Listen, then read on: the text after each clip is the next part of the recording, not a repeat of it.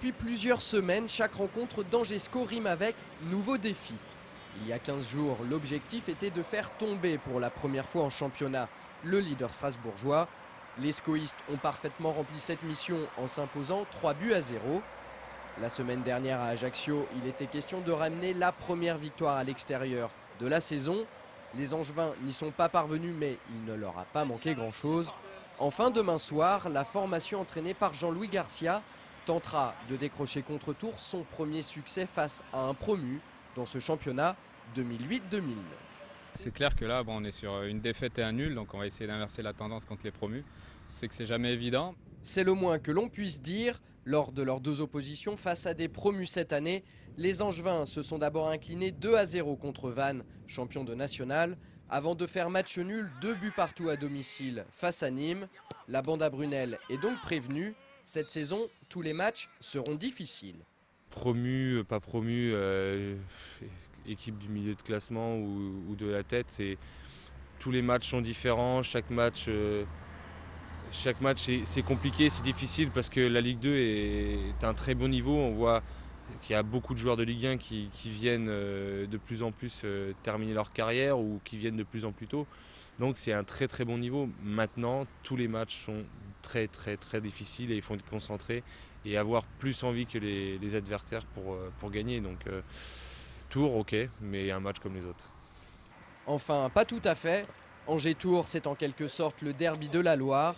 C'est aussi une rencontre entre deux formations joueuses qui marchent bien en ce moment. Je pense que ça va être un bon match entre deux très bonnes équipes. Je crois que la 6e place des Tourangeaux n'est pas usurpée.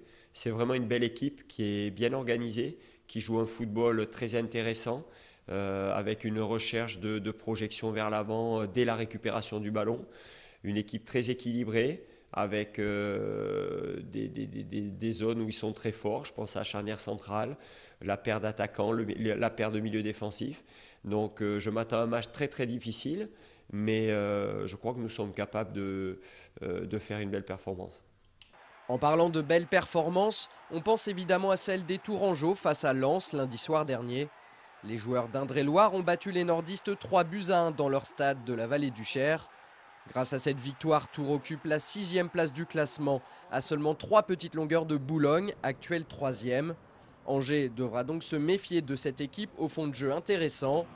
Une formation dont le parcours de cette saison ressemble étrangement à celui des hommes du président Bernard lors de l'exercice précédent. Je trouve que cette équipe nous ressemble.